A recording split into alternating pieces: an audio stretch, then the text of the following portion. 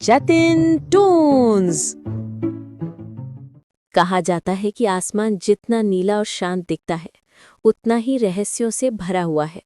समंदर में भूत या जहाज़ों की कहानियां तो अक्सर सुनी जाती है, लेकिन एक उड़ते जहाज में छिपे साएं की दास्तान शायद ही किसी ने सुनी हो। ये कहानी है एक ऐसे हवाई जहाज की जो उड़ान भरने के बाद कभी सामान्य नहीं लौटा। साल 2005 की ठंडी दिसंबर की रात थी। दिल्ली से सिंगापुर के लिए फ्लाइट 307 टेक ऑफ करने वाली थी।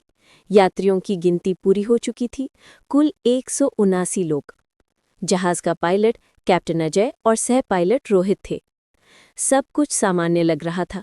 यात्री अपनी अपनी सीटों पर बैठे थे, कुछ हंस रहे थे, कुछ सोने की कोशिश कर रहे थे।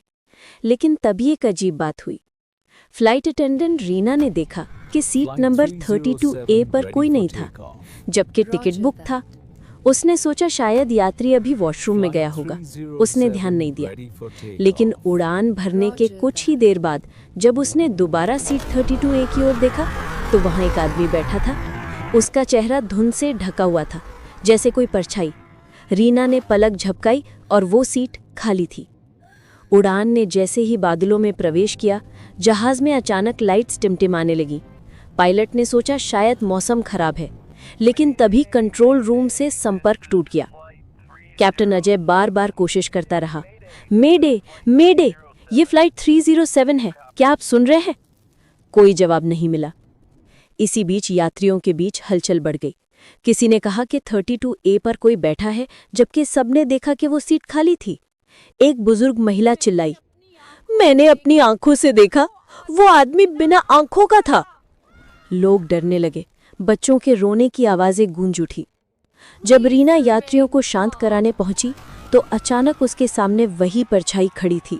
ठंडी हवा का झोंका आया और उसका गला खुद ब खुद जकड़ गया। उसने पूरी ताकत लगाकर किसी तरह खुद को छुड़ाया। उसकी आंखों में डर साफ झलक रहा था। उसने पायलट के केबिन में जाकर सब बताया। कैप्टन अजय ने उसे गंभीरता से नहीं लिया और कहा, तुम थकी हुई हो, भ्रम हो रहा है। लेकिन तभी सह पायलट रोहित की नज़र सामने के ग्लास पर पड़ी। बादलों के बीच जहाज के ठीक सामने एक धुंधली काली परछाई तैर रही थी। उसका चेहरा खून से लथपथ था और वो जहाज को देखकर मुस्कुरा रही थी।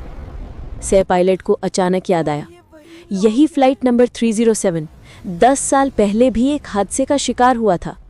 साल 1995 में ठीक इसी रूट पर एक जहाज रहस्यमयी तरीके से गायब हो गया था।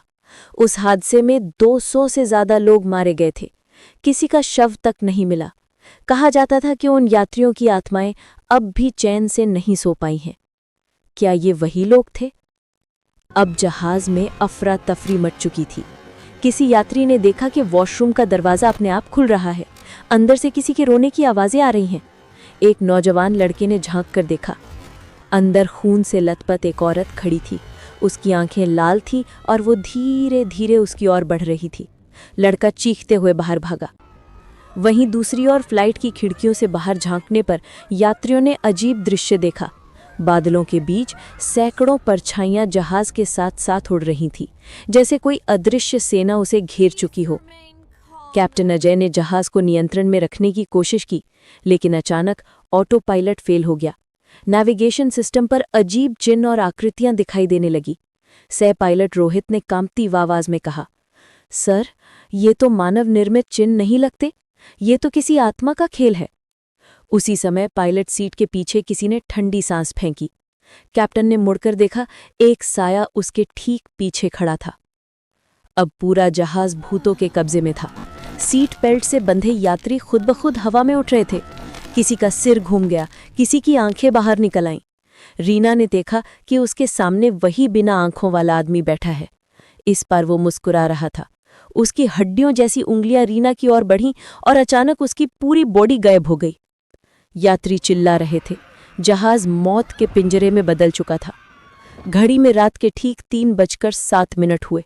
तभी जहाज हिलने लगा और अचानक बादलों के बीच गायब हो गया।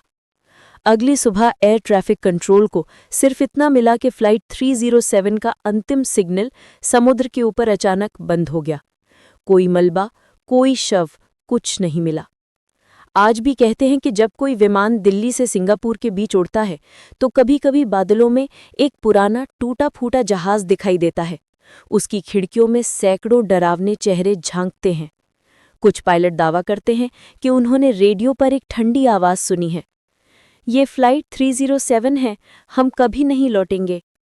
और आज तक फ्लाइट 307 को दुनिया की सबसे रहस्यमयी भूतिया उड़ान माना जाता है।